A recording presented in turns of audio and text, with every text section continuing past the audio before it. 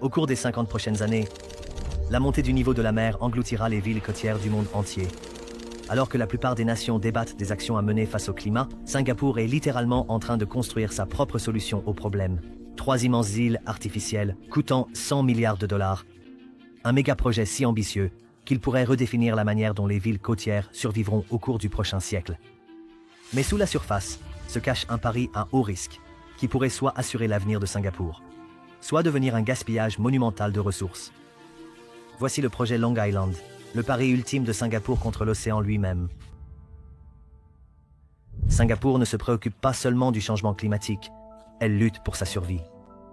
Près d'un tiers de cette nation insulaire se trouve à moins de 5 mètres au-dessus du niveau de la mer.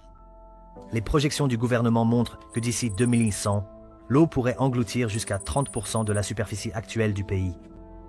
Mais ce n'est qu'un problème. Singapour fait face à 3 crises simultanées. Premièrement, l'espace. C'est un pays plus petit que la ville de New York, mais où 5,7 millions de personnes sont entassées. Avec la croissance de la population, il manque de terrain constructible. Deuxièmement, la sécurité de l'eau. Bien que Singapour soit entourée par l'océan, elle importe 40% de son eau potable de Malaisie, grâce à des accords qui doivent expirer. Sans ces accords, la nation ferait face à de graves pénuries d'eau. Troisièmement, la défense côtière. À mesure que les tempêtes tropicales deviennent plus fréquentes et plus intenses, les digues actuelles de Singapour ne suffiront pas à protéger les infrastructures critiques. La plupart des pays traiteront ces problèmes séparément. La solution de Singapour ? S'attaquer aux 3 en même temps, avec l'un des projets d'ingénierie les plus ambitieux de l'histoire de l'humanité. Le projet Long Island ne consiste pas seulement à créer de la terre. C'est une réinvention complète du littoral est de Singapour. 3 îles artificielles s'étendant sur plus de 17 km, le long de la zone du parc East Coast. L'île la plus proche du rivage, appelée île A, abritera un immense réservoir d'eau douce captant l'eau de pluie et créant une réserve stratégique capable de fournir jusqu'à 15% des besoins en eau potable de Singapour. L'île B, l'île du milieu, est conçue comme une barrière contre les inondations. Équipée de puissantes pompes et de vannes, elle pourra contrôler les niveaux d'eau lors des tempêtes, fonctionnant en fait comme un barrage ajustable. L'île C, la plus éloignée, sera la plus visible. Prévue comme un développement à usage mixte, elle accueillera 500 000 habitants, des quartiers d'affaires et des espaces de loisirs. Mais derrière ces rendus attrayants se cache sa véritable vocation, constituer la première ligne de défense contre la montée des eaux. Les espaces entre ces îles formeront des plans d'eau contrôlés. En temps normal, ils seront des zones de loisirs pittoresques. En cas de tempête, ils serviront de bassins de débordement, absorbant et gérant l'eau de submersion qui, autrement, inonderait la terre ferme. Ce n'est pas le premier projet de poldérisation de Singapour. Le pays a déjà augmenté sa superficie de près de 25% depuis son indépendance. Mais les projets précédents consistaient simplement à déverser du sable dans la mer. Long Island marque un changement fondamental de perspective. Il ne s'agit plus seulement de créer de la terre, mais d'ingénier tout un écosystème défensif. Construire des îles artificielles n'est pas nouveau, mais en bâtir qui résiste à la montée des eaux et au changement climatique. C'est là que Singapour innove véritablement. La fondation commence par d'immenses caissons en béton, qui sont, en fait, de grandes boîtes creuses, en béton pesant chacune des milliers de tonnes. Ces caissons forment le périmètre extérieur de chaque île, créant ainsi une barrière étanche. À l'intérieur de ces périmètres, les ingénieurs utilisent une nouvelle technique de compactage du sable qui augmente la densité jusqu'à 30% par rapport à la terre naturelle. Cela rend les îles moins vulnérables à la liquéfaction lors des séismes et offre une base plus stable pour les immenses bâtiments prévus. L'élément le plus innovant est le processus de poldérisation, emprunté aux Néerlandais. Les polders sont des parcelles de terre gagnées sur la mer, en construisant des digues, puis en pompant l'eau. Singapour modernise cette technique séculaire grâce à des systèmes de pompage contrôlés par ordinateur capables de réagir en temps réel aux conditions météorologiques changeantes. Mais le plus grand défi d'ingénierie n'est pas physique, il est chronologique. Les îles doivent être construites dans un ordre précis. L'île B, la barrière anti-inondation, doit être opérationnelle avant que l'île C puisse être aménagée. Et le réservoir de l'île A ne pourra être rempli que lorsque les 2 îles extérieures l'auront protégé. Cette approche par étapes signifie que les premières parties utilisables ne seront prêtes qu'en 2035, avec une finalisation complète prévue pour 2050, un calendrier qui doit composer avec l'accélération de la montée du niveau de la mer. Comment un projet qui consomme d'énormes ressources peut-il se présenter comme écologiquement durable? C'est la contradiction que Singapour tente de résoudre. L'impact environnemental immédiat est considérable. La création de ces îles nécessite plus d'1 milliard de mètres cubes de sable, perpétuant la position de Singapour en tant que premier importateur mondial de sable. Ce sable provient souvent de pays voisins, où l'extraction a dévasté les écosystèmes côtiers. Il y a ensuite l'impact marin. Les premières évaluations environnementales ont révélé la présence de 25 récifs coralliens directement sur le tracé du projet.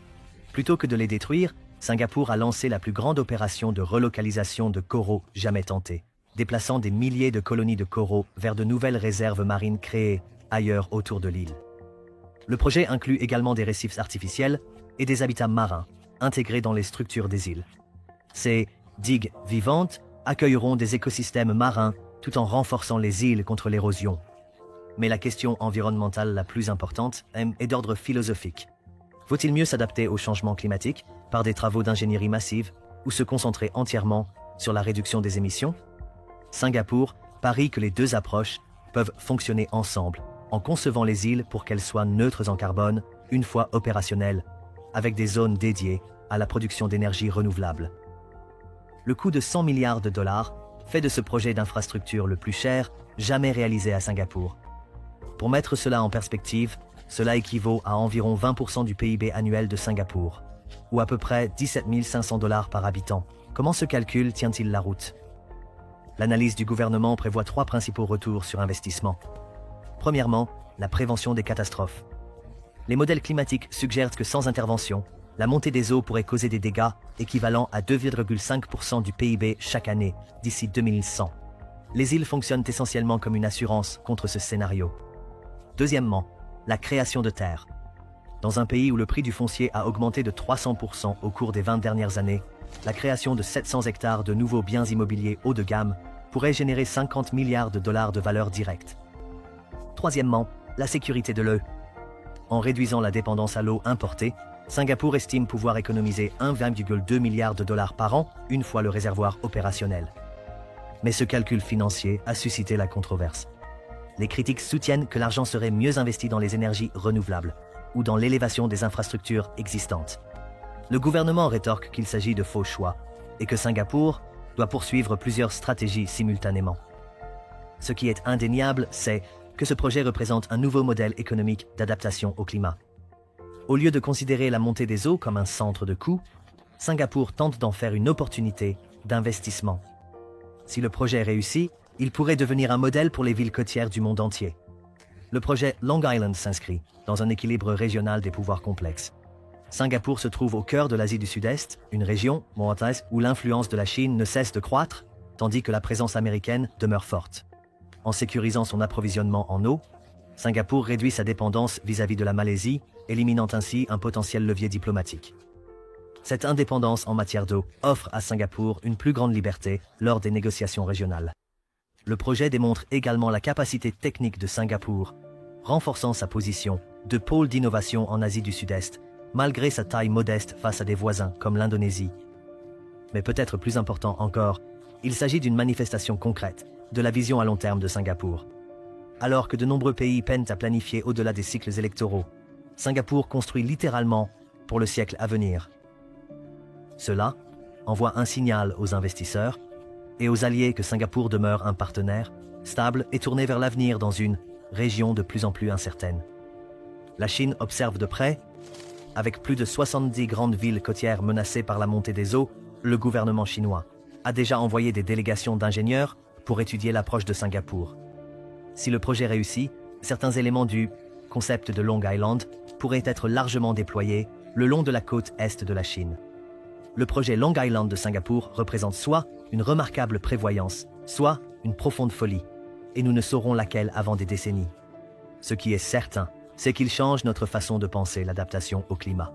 La plupart des villes côtières prévoient de construire des murs pour empêcher l'eau d'entrer. Singapour, elle, prévoit de laisser entrer l'eau, mais à ses propres conditions, de manière contrôlée et maîtrisée.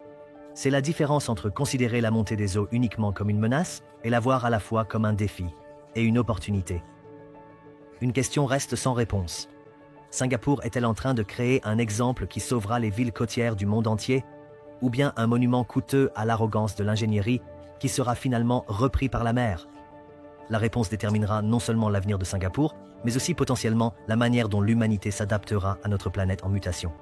Car une chose est certaine, l'eau arrive. La seule question est de savoir si nous serons prêts. Dites-nous ce que vous en pensez dans les commentaires. Si vous avez aimé cette vidéo, n'oubliez pas de vous abonner et de regarder la suivante qui s'affiche à l'écran.